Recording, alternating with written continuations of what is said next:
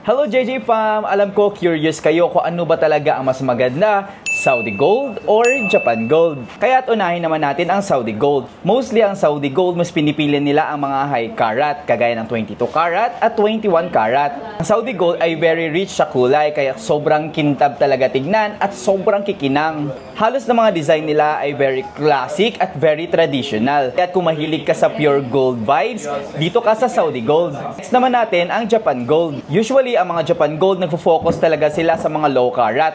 Mostly na makikita ninyo ay 18 carat at minsan meron ding 14 carat. Kaya't matibay at hindi madaling maputol, magasgas or masira. Ang Japan Gold ay very elegant at very modern ang mga design. Kaya't pansin nyo, sobrang unique talaga ang mga design ng Japan Gold. Kaya't perfect pang daily use at pang matagalang suot. Other hand, magdidepende pa rin sa'yo kung ano ba talaga ang gusto mo. Kung gusto mo ng mga classic at pure looking, go to Saudi Gold. Kapag gusto mo naman ng durable at very elegant na mga design, go to Japan Gold. Huwag kayong mag-alala, pareho naman silang magaganda ang design, pawnable at good for investment.